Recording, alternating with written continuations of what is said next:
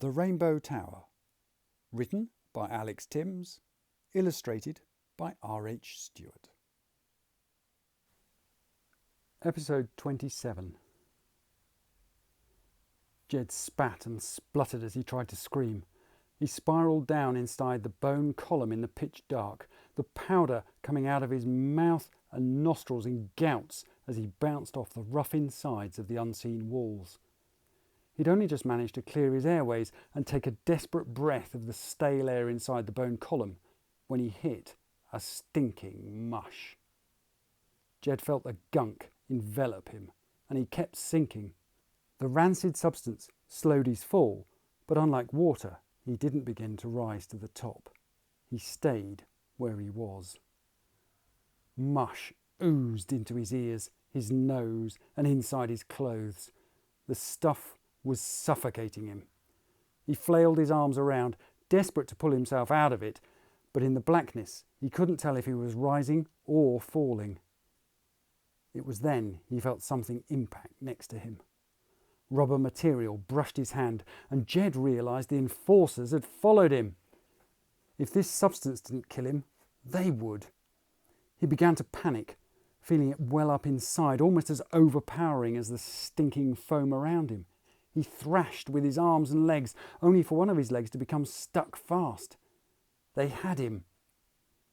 Jed lost what little self-control he had left. He kicked wildly with his free foot, only to find it punched straight through whatever had held his other leg.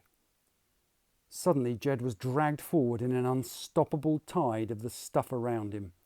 He found himself squirted in a stream of gunk out into the light, yet again fighting for air, only to find the bulk of someone crashing down next to him. "Enforcers!" came a shout of alarm. Large hands grabbed for Jed, but there was no way he was letting them take him now. Half blinded by the stuff covering him and still struggling for air, he fought back. There was uproar around him, men's shouts filling the air, but all Jed focused on was the filthy white bulk of a man grappling with him. As they fought, Jed's hands landed on the man's brass eye rings, and he shoved them sideways, trying to blind his opponent, but it was no good. His arm was in the enforcer's iron grip. Jed tried to pull free, to squirm his way out, but his body had suffered enough. There was no strength left in his muscles, and while he willed his arm to break loose, it wouldn't. He was held fast. When the enforcer suddenly collapsed, Jed had no choice but to fall to the floor with him, all his fight gone. There was also nothing left to resist the hands pulling him roughly upright a moment later. Jed looked up, defeated, only to find himself looking straight into a pair of bright blue eyes. He told himself they couldn't be Mrs. F, but in his exhausted state, all he could do was think of her, smile faintly, and black out. Jed awoke with a start. A strong smell of soap made him think of Mrs. F again. He sniffed. The smell was coming both from himself and the blanket over him. He was confused, for he couldn't be in Violet. The mattress under him was far too comfortable for the bedroll he was used to. Then Jed remembered.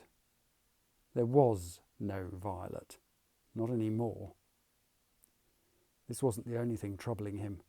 The sight of those blue eyes nagged. They'd looked very like Mrs. F, but there was something not right with them. "I'm telling you, he's a plant." The raised voice came from close by.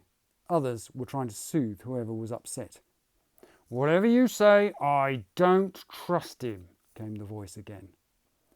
One of the others clearly lost patience and began to shout too. "So you mean the whole thing was staged, was it? Just to put a kid here? Don't be an idiot." "You're the idiot," the first voice retorted.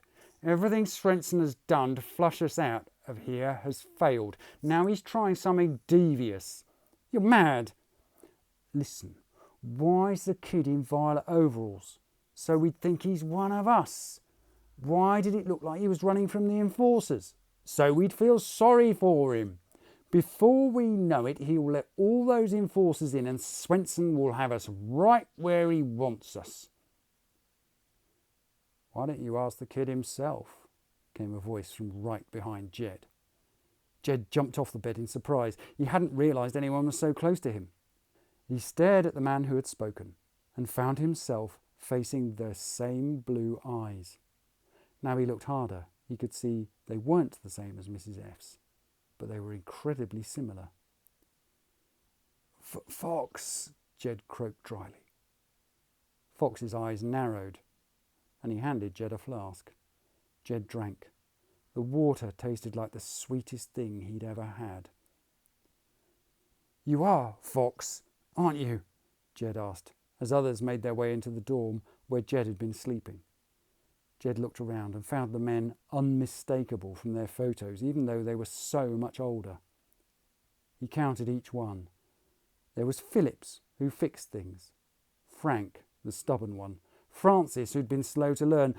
All of them here. Jed frowned. He was wrong. They weren't all here.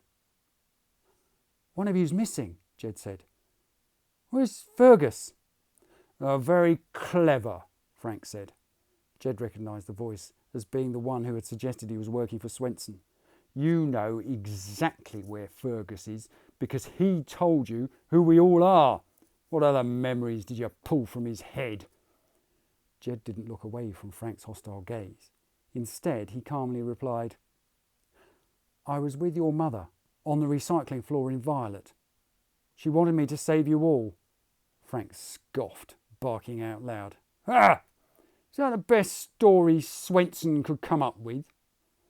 Jed didn't have the time or energy for this. "You're Frank," he said, aware that more builders had joined them. "As a child, you always wanted to be the oldest and hated it when Fergus was able to do things you couldn't. Your nose always ran, which is why everyone called you Sniffer."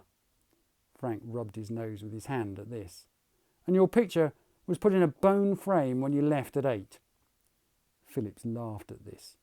"And you," Jed said, turning to him, "you're Phillips, the youngest of the 7, and we're always taking things apart. You chose your own frame to be different from all the others. You had to mend the top by making the ornate design from scratch and re-gilded the whole thing from gold fragments scavenged from all over the recycling floor." Phillips nodded, his eyes wide in surprise as he pushed his glasses further up his nose. Jed turned to Fox. "Fox, enigmatic and quiet, plain wood frame for you." Jed looked round at the others. "Do you want me to go on?" Fox gave the merest shake of his head and met Jed's stare. "I wouldn't know all this if I had Fergus's memories. He'd no idea what picture frames your mother used, or the things that stuck in her mind about each of you." "Then not only does Swenson have Fergus, he's got Mum too," Frank gritted. "It's obvious." "Oh, shut up, Sniffer," Phillips said, ducking out the way of Frank's swinging fist. Jed ignored them. "Please, I'm hungry and I need your help." Jed ate as he talked, sitting in a makeshift canteen, which, like the dorm, was constructed from polythene sheets pinned to a wooden frame. Phillips had brought some stale bread and old soya sausages. It wasn't just the brothers that listened. Other builders had come to hear what he had to say as well. Many, however, remained in the construction levels, either patrolling known points of entry or guarding the captured enforcers. "That's your last," Phillips said, putting down a refill of Jed's mug of water. "Have to ration that as well as food. Before, whenever Swenson cut off the water, another source would suddenly appear. No idea how. This time, it seems to have gone for good." Jed had left out the bit about him draining the tanks and decided it was best not to mention it now, given that Frank was still glaring at him. "Are you sure you didn't see her escape?" Phillips went on, asking for the 3rd time since Jed had finished the story. "I told you, I don't know," Jed replied. "The door was open, but the mass filled the atrium. It was impossible to tell." "Outside? A monster?" Frank scoffed. "I've heard enough of this bull." He turned to those around him. "Can't you see what they've done? They've picked the one thing they knew was our weakness, our family, and they're trying to use that to break us. Frank looked like he wanted to break Jed. It does explain why the bone's diseased, says Phillips. You broke out a diseased part in one of the main columns. We've been finding sections like that all over the place. And we filled your one with concrete to stop any more enforcers using the same route. You'll just let them in another way when our backs are turned, Frank spat. Look, there isn't time for this, Jed said. There's thousands of people trapped below who will die if you don't help. OK, he's failed with a family ploy, so he moves on to plan B, the let's help people in peril plan. The klaxon came as a complete surprise to Jed. To those around him, it was merely the signal for action. Men ran from the canteen with practised ease and no panic. Jed found himself grabbed by Frank. You are with me, where I can keep an eye on you. Jed was relieved when Fox came with them out the sheeted area. Where are they trying to break in? Fox asked, as Phillips ran over to the plan table and grabbed a box. Jed thought it looked very much like the communicators used by HR in Violet. Water main area D, Phillips said after he listened briefly. That's Morris's area. Does he need help? Phillips talked into the box.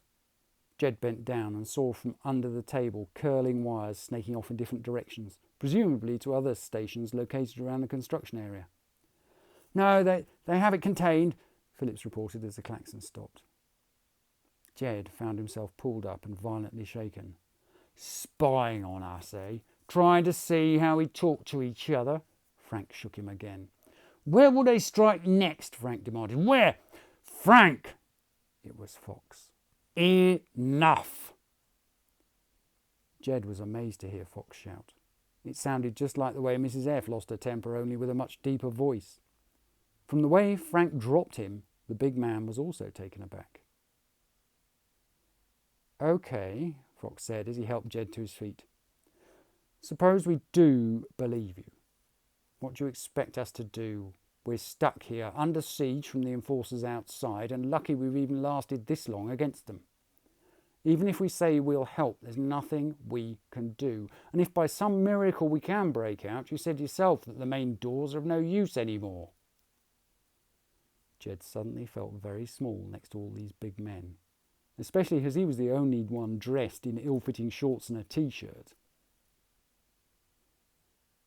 I know where we need to go, he said quietly. I just don't know how to get there. Jed looked at them. That's why I need your help. Thank you very much for listening to The Rainbow Tower. To see more of R H Stewart's excellent artwork, you'll find him on Instagram at roy.hootson.stewart. For Alex Tymms, why not try the novel OutCaste at ao3.com? Or, for something completely different, check out the Amier series on YouTube or at amier.com, also by Alex Tymms.